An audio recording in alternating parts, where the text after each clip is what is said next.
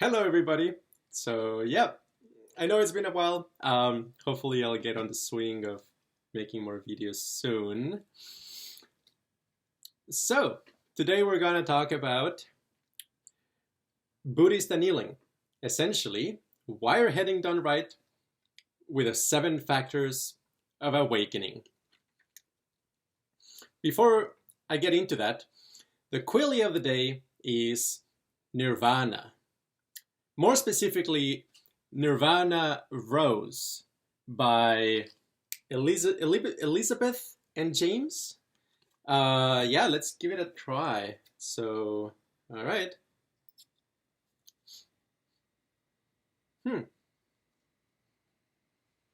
Yeah, roses, geranium,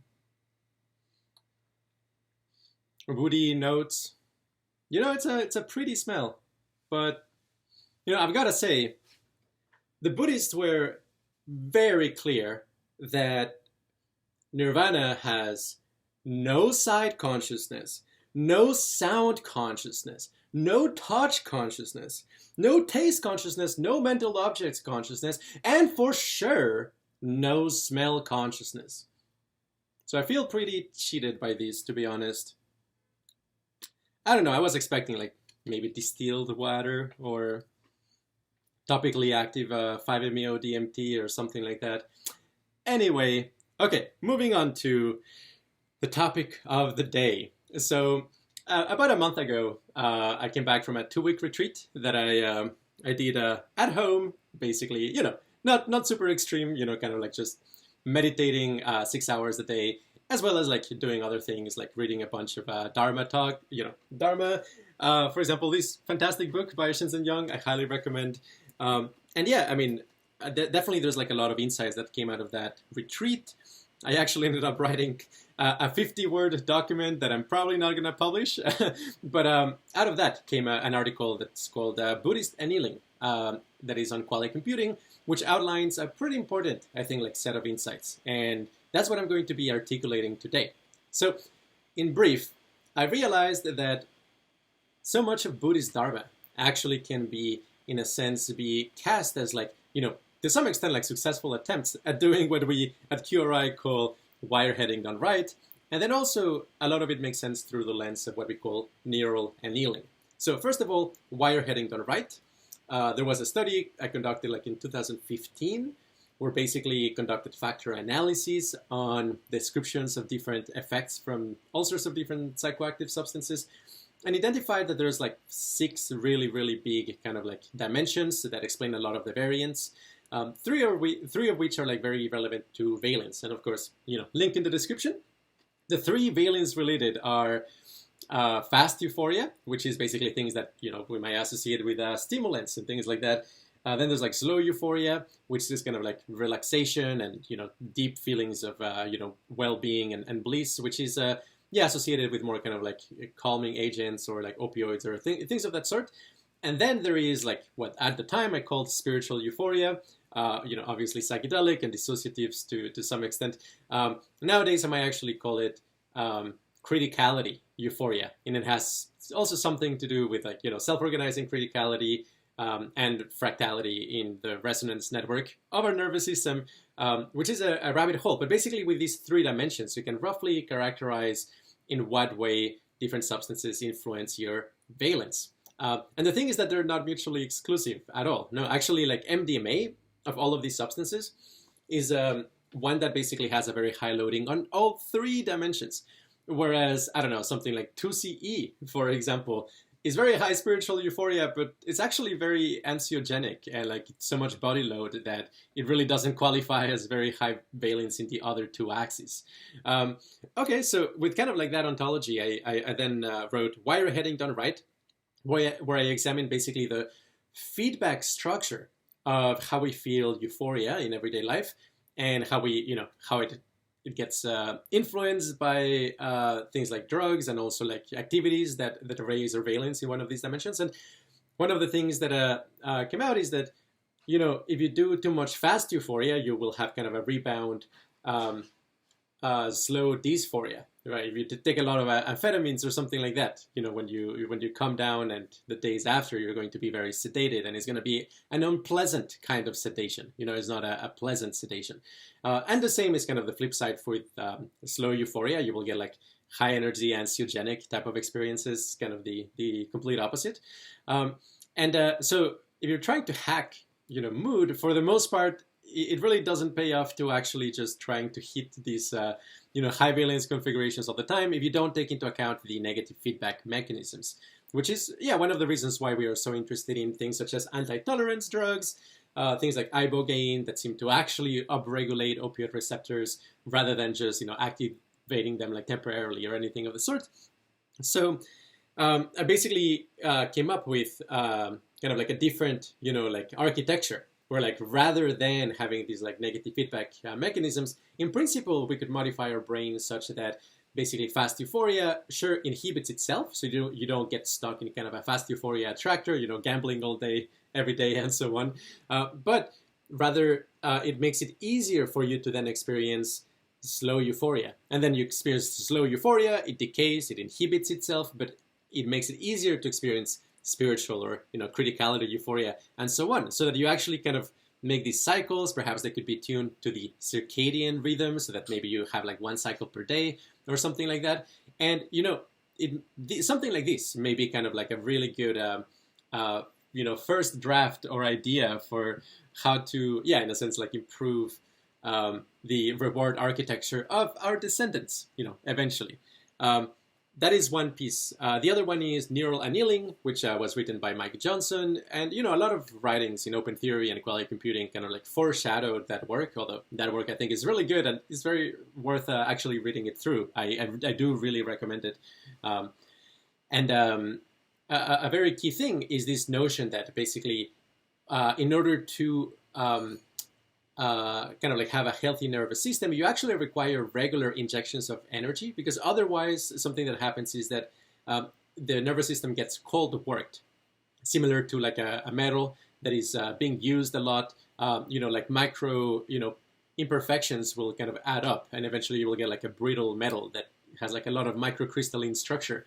Whereas if you heat it up above its recrystallization temperature, kind of like the crystals will start to realign, and if you cool it down slowly, you can actually make it become a regular symmetrical lattice, which has a lot of like, material science properties that are like very desirable.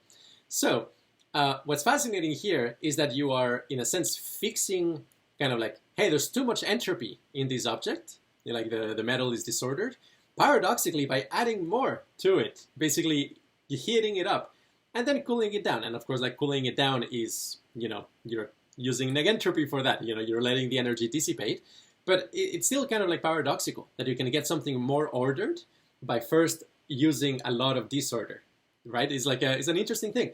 And I really do think that this overall framework explains a lot. It really does explain a lot, in my view, about how societies work, how individuals work, what kind of cravings do we have, what kind of beliefs do we have? Because ultimately, we believe there's a mapping between the structure basically belief networks and the structure of basically patterns of resonance, and whether they're like in consonance or dissonance with one another. So when you anneal, you do neural annealing, let's say with a psychedelic or something like that, the low level kind of implementation algorithm that is going on is actually dissonance-minimization algorithm. You're actually trying to reconfigure the network in order to minimize the ways in which it is interfering with itself, causing dissonance. But as a side effect, you map it onto the belief network. What is going to happen is that you're basically reconfiguring the belief network in order to take into account more information that perhaps you were neglecting before. And the end result, it's something like REBUS, like reduced beliefs under psychedelics, where basically the annealing process also happens at the belief network, not only at the physiological level. And fleshing out this mapping, I think it's very generative, and it's one of the things that we want to basically be, publishing like peer-reviewed studies on. I think there's a tremendous amount of promise here, and it may explain the differences between psychedelics as well. Anyway, that's a rabbit hole topic for another video in its full length. But basically, Wireheading Done Right the main premise is like, hey, like actually being happy all the time may be an engineering problem rather than something that, you know, cannot be done in principle. And second, neural annealing, basically how beliefs as well as, you know, the configuration of resonant networks update themselves with the injection of energy. Okay, so we have used those frameworks to a large extent to explain things such as like, you know, psychedelic experiences and meditation to some extent. But by reading Shenzhen Yang and really getting very acquainted with his work, I recommend like watching his videos on YouTube as well, and, you know, reading his manuals, like, you know, the mindfulness manual, I believe it's called, or integrated mindfulness. There's a lot of really fascinating ideas. And Shenzhen Yang is somebody who truly also embodies the spirit of science, you know, not in the sense of he's just kind of like fascinated by scientific theories, but like, no, his thinking is clearly very scientific in nature, and he basically is very hopeful of the possibility of there being kind of a scientific shangha. That is to say, you know, a community of like, you know, meditators who are also embodying the scientific spirit and like, you know, actually know stuff, you know, actually know stuff about science and like are interested in finding the truth of it all. And likewise, you know, when we've talked about like things such as the Super Shulgin Academy, yeah, that's also very similar. You know, it's kind of a psychonautical shangha of scientists, where the whole purpose is to actually figure out how these, you know, states of consciousness work, what they do, and in what way can we increase their valence or reduce the, you know, failure modes that exist within them. I also, you know, tend to believe that, yeah, basically these sort of things like are kind of a critical mass sort of thing, where like, because access to the texture of experience is so fleeting, even for like meditation as well as for psychedelics and dissociatives and so on, you really need to kind of like write trip reports and like talk to people pretty soon after these experiences, or otherwise what you will remember is just how they changed your mind. Sorry, in what way they changed your mind, you know, what kind of belief updates you made. But you're not going to remember the low-level texture of how that happened, you know, kind of the nitty-gritty of like how the sensations and patterns of tension and dissonance and stress basically gave rise to an annealing process that ultimately instilled in you this new belief. And I think like that is where the gold is, rather than like, you know, the semantic content of the belief change. I don't think that's very informative, to be honest. I think like where the gold is in the mapping out the texture and what's going on. Okay, so with that mindset, I went on to the retreat. I did a ton of meditation, and yeah, so there's like some fascinating insights to communicate. So number one is I've got to introduce what flow is. Now, flow, it has kind of a meaning in, I guess, like, yeah, psychology as well as in like, you know, colloquial language, which is kind of like being in a state where your planning and your actions, you know, come together, and like there's no kind of like dissonance or stalling in your behavior. You can just like go from one thing to another fluidly. You know, that's related, but it's not really what Shenzhen Yang refers to as flow. The flow that he cares about is essentially any feeling of impermanence, basically any feeling of change. And I know this is like extremely general, but this definition actually really matters, you know, because what happens a lot in meditation and these states is that, you know, people will tend to interpret what goes on in their experience with kind of like a prefabricated metaphysics. For example, like energy flows in the body. Like it is absolutely the case that you can notice, you know, deep in meditation how like flow, you know, like energy moves around your body and so on. But you don't need necessarily to postulate, you know, something like etheric energies literally, you know, like moving around. You can think of it as like, well, there is like a basically propagation of energy between networks, and it's not that necessarily the same energy is moving from one part of the body, but rather there's kind of the illusion of the movement of it. That said, that illusion can actually follow equations and be mapped and actually have like a lot of really important consequences for what kind of information processing you're doing and in what way you're modifying your nervous system. So flow encompasses things such as like even the feeling of your heartbeat, vibratory flow, strobing flow, feelings of like basically pulsing vibrations, also things that feel kind of like plasma waves moving through your nervous system, also like feelings of like tension and contraction, for example, outward flowing stress or inward flowing stress. Basically, there's a whole zoo of like flow phenomenology. And, for a lot of like meditation teachers will say like, hey, don't pay attention to it. It's just like a side effect of meditation. Really what you're going for is enlightenment.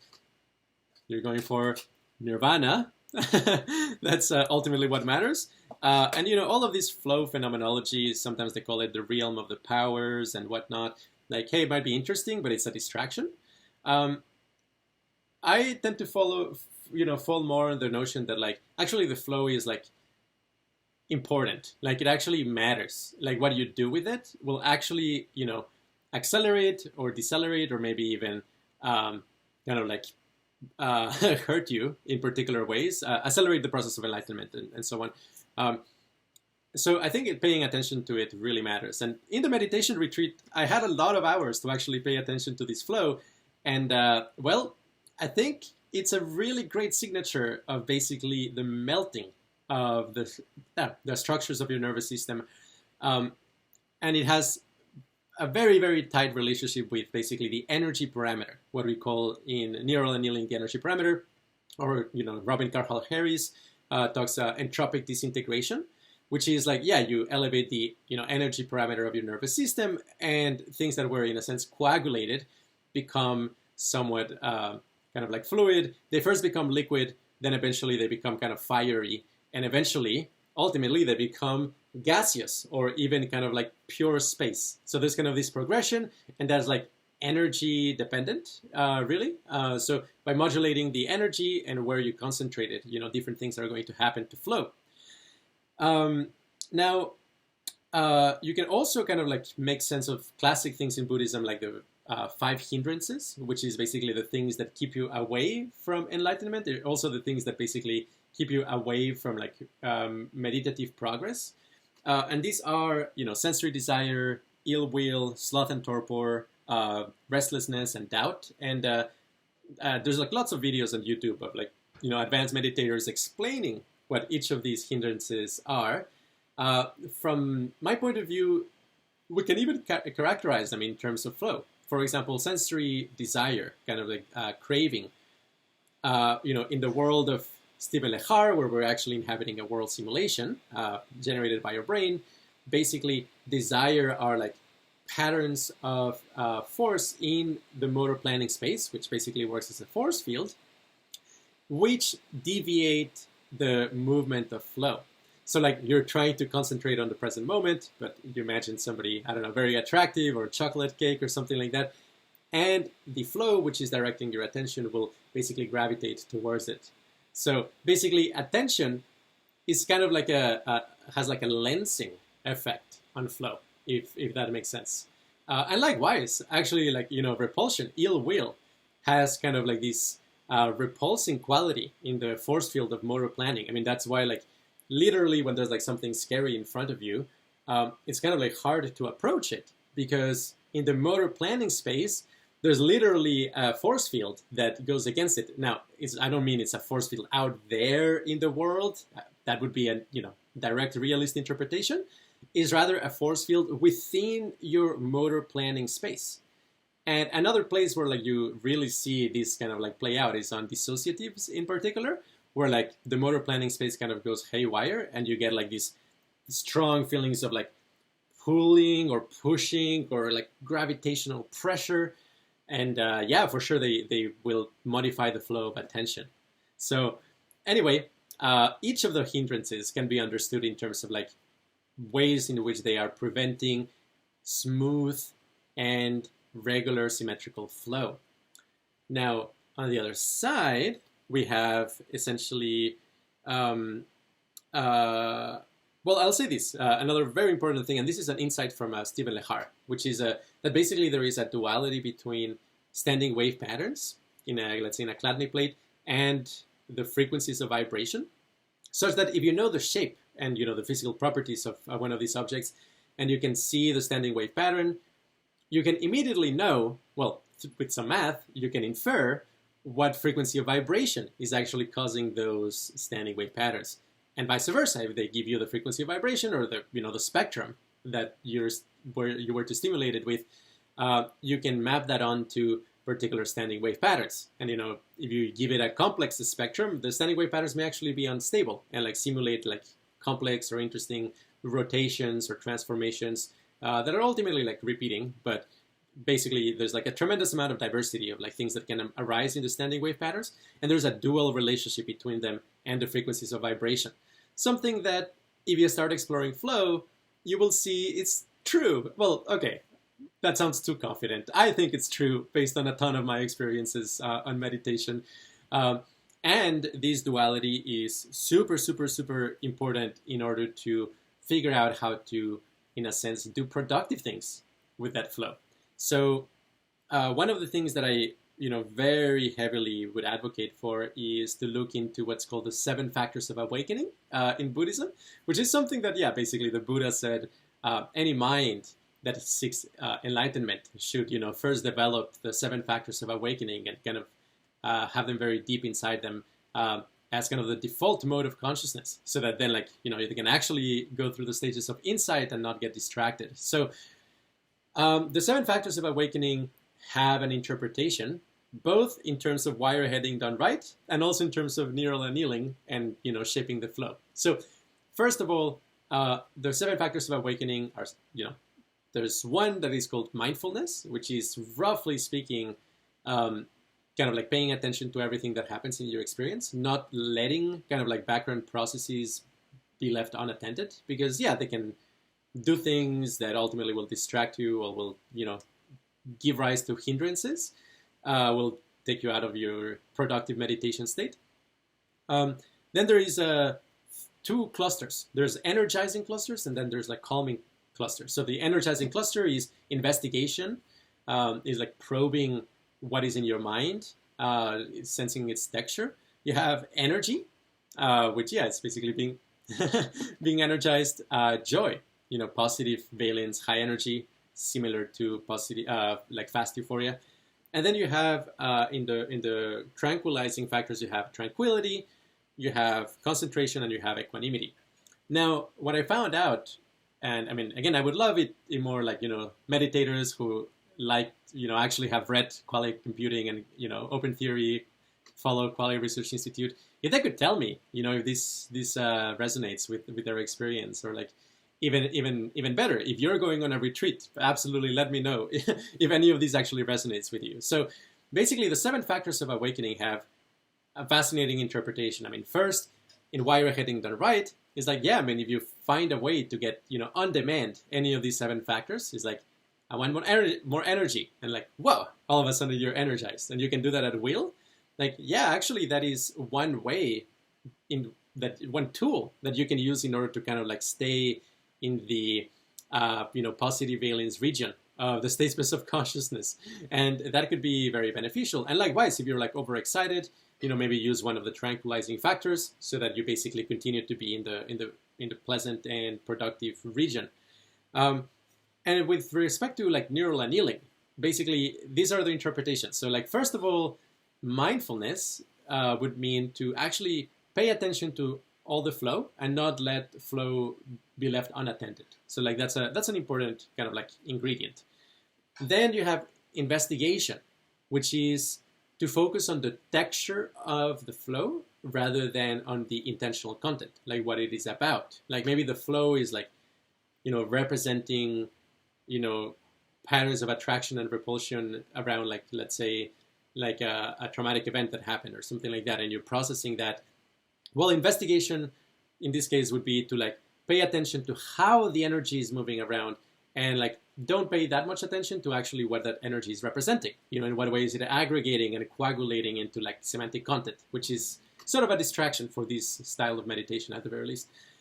But then you have like energy. So like energy is, you take kind of all the flow that is going on in your body and you energize it, you pluck it. And by plucking it, you will basically be illuminating the harmonic modes, the harmonic resonant modes of the flow. And again, because of the fascinating duality that Stephen Lehart points out, roughly speaking, that is also going to manifest as a vibe. So the vibe of your space is going to be dual to the standing wave patterns of your flow. And in this sense, like, adding energy is a way to basically illuminate what's going on, getting kind of like a sense of like what is the extent of the flow. Now, the other thing too is that because, you know, flow has like various states. Again, it has kind of like liquidy, fiery, it has gaseous, and so on. When you pluck flow, basically you're going to be able to separate, identify like, okay, I mean, think of it as kind of like plucking a complex object that has like, you know, water, and it also has like some other, it has like, you know, metal and like rocks, and you pluck it. If the thing that you pluck is the metal part, you will hear the ring of the metal.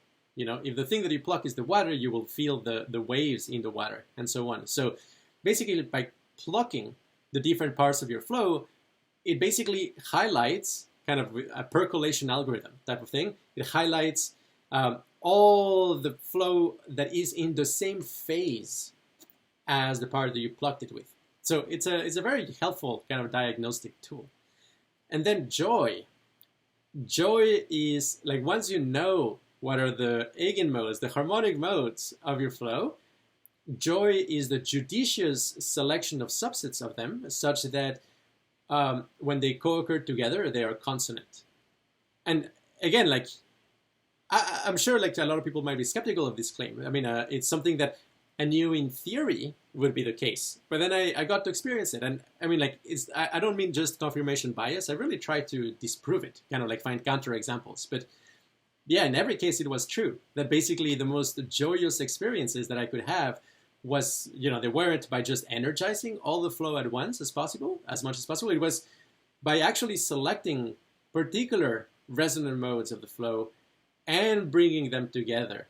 And, you know, even better is if you can actually get them to tune each other. So like if they're kind of consonant, but then you focus on the emergent gestalt consonance that emerges when when they happen at once, then that can have a top-down organizing effect on each of the resonant modes. And basically you're tuning your, you could call it your musical key, or really, I don't know, it's really the harmonic key of the resonant modes of your flow.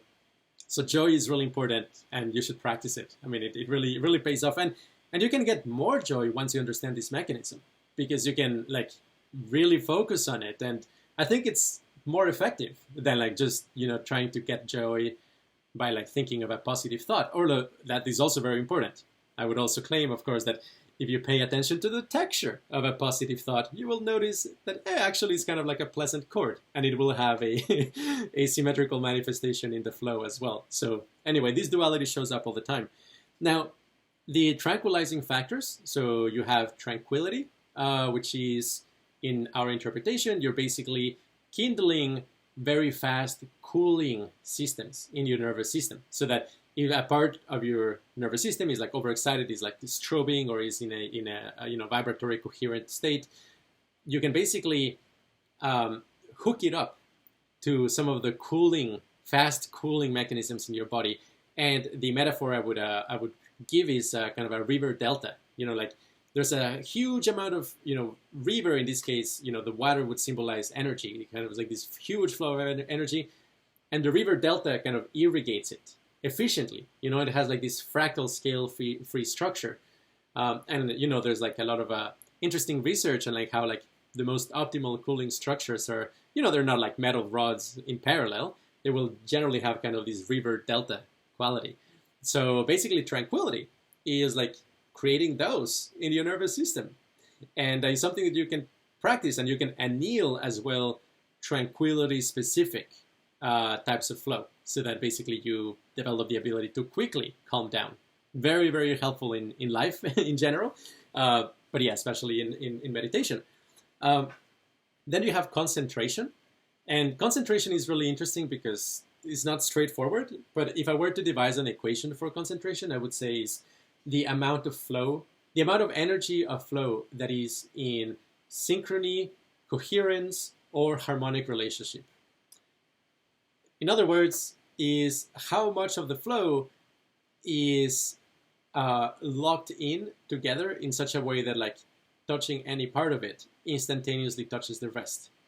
And that's why, concentration is not only what I guess we tend to think in the West, which is like, just one single point, concentration, or is not a tensed up state, but also very big confusion.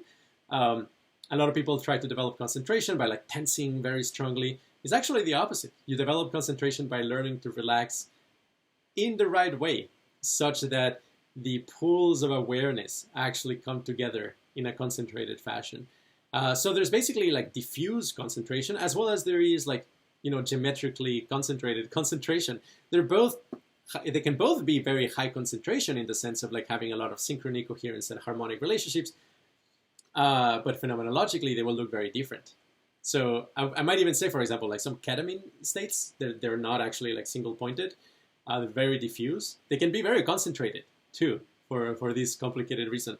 And finally, equanimity. And equanimity is super important. I mean, I think like the one takeaway from this book, if there's just one, is like, cultivate equanimity, guys. It will really be helpful. So equanimity is not interfering with flow. So, and this, I mean, has like tremendous implications with like, for example, belief propagation. They're like in the sort of like duality that we're exploring, when you have basically resistance in your body that will generally also map onto information that you are avoiding or you don't want to absorb. And likewise, whenever there is kind of like some strange beliefs or like resistance to beliefs, you will see a corresponding kind of like set of muscles in your body or like other aspects of your neurophysiology that are like tensed up and basically stuck in kind of a self-reinforcing like attractor that is unpleasant and is not particularly beneficial. So this basically means that equanimity has like a kind of like strange dual effect, both in terms of like how you manage tension in your body, all of the the tensing up patterns in your body, and how that manifests in terms of resisting information. And a very important thing, though, is that Shenzhen Yong emphasizes that equanimity is not a top-down thing. It's not like you can one day wake up and say like I'll have just complete equanimity today, because a lot of resistance is actually subliminal. So a lot of it is kind of like very ingrained in like the the low level feature detectors of your nervous system, and it could be like really early on in the stages of processing of sensory data, or even like processing internal information. So it's not something that you can just wheel. That said, and this is a segue to like a fascinating piece of this conversation, is that you can slowly percolate basically this top-down relaxation, where like at the highest level you say like, okay, I will be relaxed today. I will basically not resist information or pain, which would be kind of equivalent in this model ultimately. Not equivalent. There's a dual relationship between them. Basically, you can do that over and over and over again. And the idea is that if you have basically the hierarchy of the sensory layers that culminates in things such as very high level, percepts such as like the self, with these like very high level priors that in REBUS, for example, psychedelics might weaken the precision of those priors and so on. Basically, with equanimity, you're kind of like starting out at like those very, very high levels and kind of like loosening up the constraints there. And slowly, over time, that propagates downwards. And, eventually, actually the whole network resists less. And again, like in this case, resistance will manifest as feelings of dissonance, which are inherently hedonically unpleasant.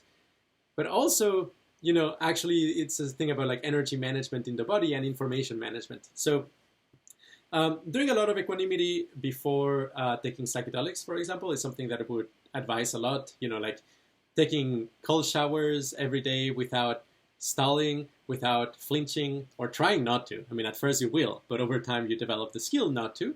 And in a concentrated state. Basically, that type of exercises will be really helpful. That like if you're experiencing something really crazy on DMT, you just let all of that dissonance basically propagate, and you use the rest of your nervous system as the way to offload it. And fascinatingly, like just to kind of add some quotes to these, Shenzhen Yang, I'll just read a piece, which is when you let impermanence, and this is the flow. I mean, flow and impermanence, he kind of treats them equivalently. Work on you. The energy and its waves and vibrations soften the substance of consciousness. Works out not in your soul. Now, soul, he doesn't talk about it in a kind of a metaphysical sense. He actually talks about the soul as the micro patterns of resistance, especially in like emotional type body sensations. So in a sense, like somebody's soul is actually very well reflected by, you know, what do they flinch at and what are they attracted to, and basically what are their body language and so on. So impermanence or flow breaks up the coagulated places in all your senses, you know, visual, auditory, and somatic. This is impermanence as a purifier, something that breaks up blockages, cleans out impurities, refines the ore of who you are. As this is happening, it may seem as though consciousness is becoming porous. Within that porosity, you can feel Anika's waves and vibration churning up gunk from the depth of your soul. They push gunk up, digest it, then extrude it from your being. You can feel your senses being scored by the flow of impermanence. The cleansing of the dorsal perception is not a poetic metaphor, it's a palpable reality. So there's that. And then also he talks about something that, I mean, he doesn't use the word annealing, but I think it's essentially what he's describing. Basically that you can greet basically these like flow sensations with equanimity. I mean, he also talks about concentration and clarity, which are also important ingredients. As a result, it eventually breaks up into flow. In order to go through these three-step process enough times, we have to be willing to look at the parts of our experience that are still solid and separate. That means that we have to be willing and indeed enthusiastic about the prospect of focusing on what is solid and opaque, and not want to focus only on what is fluid and transparent. So essentially, the parts that are like kind of the deep knots in your soul, and knots could perhaps even be in a literal sense, you know, because when you have kind of like self-reinforcing patterns of tension, if they form kind of a compact, you know, topological structure, they can be really, you know, reinforcing. So in a sense, kind of a deep trauma or something like that, it's kind of a Gordian knot in the patterns of tension in your soul, again, in this like secular sense. And if you want to break that up with meditation, sure, you first actually need to create kind of these islands of flow, and then you need to concentrate simultaneously on the islands of flow and the knots of suffering and tension that you have inside you, so that basically the flow slowly starts to entrain and propagate, and eventually the knot starts to melt. Some of the big pieces of the knot may fall apart, it may break down, and eventually, and this phenomenologically is really crazy, eventually it actually feels like you're kind of plucking the thorns of your soul. It really feels like you're digesting these knots of tension. Importantly, by increasing concentration, basically increasing the amount of coherence across your network of flow, here's something crazy that happens too, which is that you can digest these like basically tensed up patterns of suffering and dissonance that arose in like some region of your nervous system. You can translate them as if you were translating a knot in a rope, right? Like a knot in a rope can be moved from one region to another without breaking the rope, right? I hope that makes sense. So basically you can move and translate the knots that maybe happen elsewhere, perhaps even an injury that happened. If you figure out a way through meditation and perhaps even psychedelics to move around those knots to a place that is higher dimensional and basically has a higher stress dissipation capacity, or you could call it basically dissonance cancellation properties, there it can be processed more efficiently. So yeah, it's kind of insane. I mean, from personal experience, this would quite closely describe a lot of the phenomenology that I had on my retreat. So I'm gonna end with kind of like this reflection about the subconscious. So I used to be very against the idea of a subconscious because it sounds just very unscientific. Also, Freud, and I don't know, it didn't seem like they were doing anything real. But, with time, I think like it's valuable. Basically, there's a lot of really valuable like insights, at the very least at the phenomenological level, having to do with like the structure of the unconscious. And it has been discovered, rediscovered over and over again. For example, some strands of Buddhism talk about storehouse consciousness, that like basically on meditation you can access regions of your mind that are usually not illuminated. They are basically kind of like dark and just not doing any interactions, and you can shine light on them, and all of a sudden like a lot of kind of these patterns of resistance and habitual responses that are like stored in your nervous system that maybe happened 10 years ago and you haven't revisited, all of those come up. And with kind of these like 7-factor of awakening flow techniques, you can heal them with neural annealing. You can basically energize them. You can highlight their consonant, their consonant vibratory modes. You can then tranquilize the dissonant parts. And with equanimity, you can, again, like shift where that processing happens to another place where the processing is more efficient or more effective. And a fascinating, idea that Shinzen Young has is that a lot of people just think of storehouse consciousness or the subconscious as something that kind of like diagnoses you. You take mushrooms and your subconscious scolds you. That's a very common thing, isn't it? Like, oh, you shouldn't have sent that message, type of things. It's like, yeah, your subconscious is scolding you in one level. The superego, you could also call it in that particular case, or John Lilly calls it the super self metaprogrammer. Anyway, like it's been discovered over and over again. So like rather than only reading it or interpreting it, you could also send it messages to heal it. In the case of Shenzhen Yang, the messages that he advocates that you send are basically contentless states of high concentration, sensory clarity, and equanimity. In the symmetry theory of valence and neural annealing, that makes a lot of sense. You're basically sending them these packets of negentropy, of like very high symmetry. And that basically will absorb the asymmetries in the rest of the flow, in the lower layers of the hierarchy. And by doing that, basically something that you're doing is like you're reducing the net dissonance of your entire network over time. So yeah, for example, like taking MDMA and trying to heal a past trauma or something like that.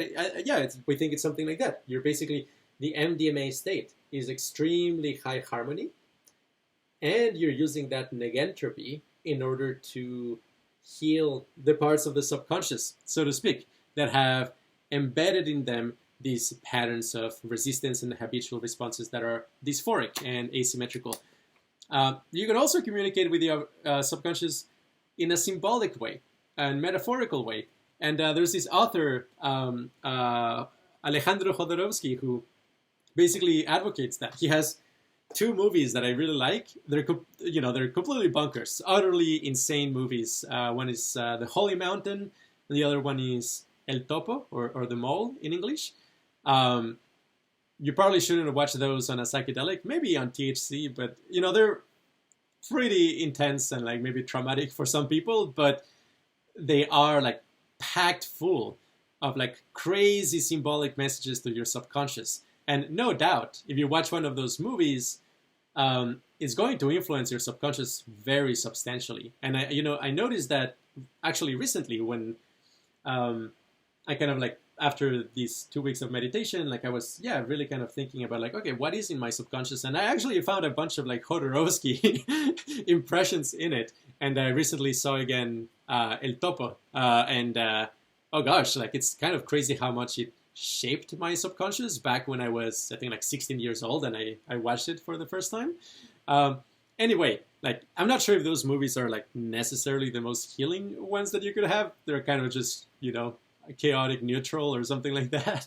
But the principle, though, I think is very valuable, and I think we could probably optimize it. So again, because of the duality between basically the patterns of dissonance in the resonance network and basically resistance and propagation of beliefs, yeah, you can heal one with the other and vice versa. So I very, very much think that with like very low level sensory consonant information, if it's harnessed properly, you could actually probably heal a lot of like traumatic beliefs that you have implicitly.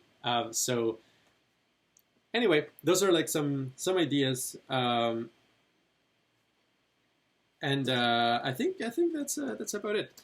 The last thing I'll mention is literally. I mean, I don't talk about it metaphorically. That like when I talk about like consonant flow in the nervous system, I actually literally mean basically the sort of patterns that happen with a harmonograph.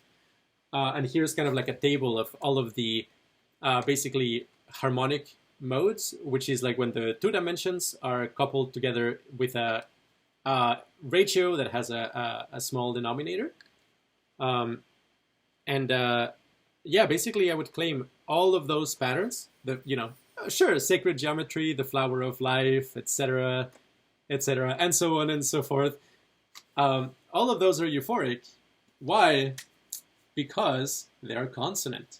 And very dysphoric patterns might be something like this, which is dissonant patterns. Basically, I mean, this is a generalization to consonance and dissonance to two dimensions.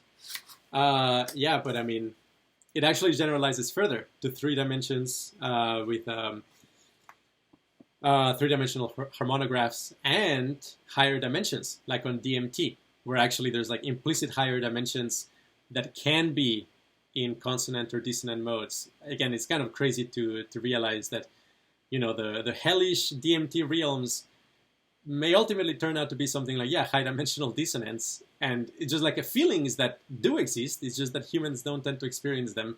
And likewise, the heaven realms on DMT, basically the high valence realms on DMT, if you pay close attention to them, they're also full of those very consonant patterns. And once you understand this, you can actually use the 7 factors of awakening in order to direct your DMT trip and increase basically the strength of the attractors that are in consonant configurations, which then you can use as sources of negentropy to propagate through the hierarchy and ultimately heal your traumas and your patterns of resistance. And achieve a slightly higher default state that is less neurotic and less psychotic if you do it right. All right, I'll end with that. So thank you, everybody, and see you soon.